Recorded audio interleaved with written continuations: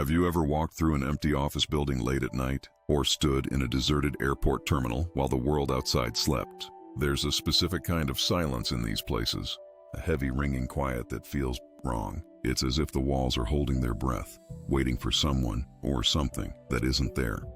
You feel a sudden urge to run, even though you're alone. Welcome to the world of liminal spaces. In architecture and psychology, liminal comes from the Latin word limen, meaning threshold. A liminal space is a place of transition. It's a hallway, a staircase, a waiting room, or a parking garage. These are spots designed to be passed through, never to be stayed in. They exist only to get you from point A to point B. But when you strip away the people and the purpose, something strange happens. The space loses its identity, and in that void, a primal fear begins to grow. Why does an empty mall at 3 a.m. feel more terrifying than a dark forest? It's the uncanny valley of architecture. We expect these places to be buzzing with life.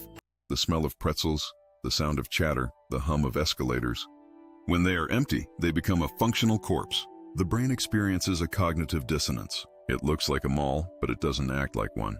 This mismatch triggers our fight or flight response because our environment has broken its promise to us.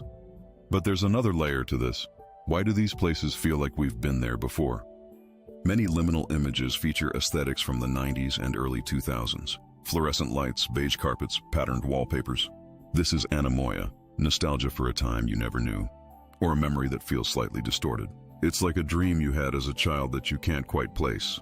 They feel familiar because they represent a universal middle ground of the modern human experience. Psychologically, humans are social creatures who rely on environmental cues. In a liminal space, those cues are gone. There is no clock, no windows, no exits that seem to lead anywhere meaningful. You are trapped in a forever moment. This isolation forces your mind to turn inward. Without external stimuli, the brain starts to project its own fears onto the shadows. Every flickering light becomes a heartbeat. Every shadow becomes a figure standing just out of sight. This collective dread gave birth to the Backrooms. It's a digital urban legend that perfectly captures the horror of the liminal.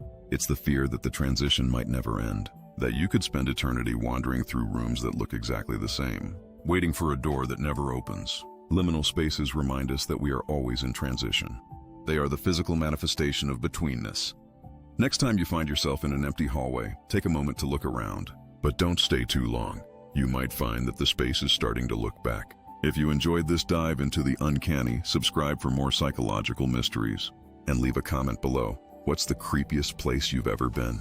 Liminal spaces often mimic the logic of dreams. In a dream, you might walk through a door in your house and find yourself in a high school you haven't visited in 20 years. The hallways stretch infinitely, and the exits are always just out of reach. This is because dreams don't prioritize geography, they prioritize emotion. Liminal spaces do the same. They aren't places, they are moods built of brick and mortar.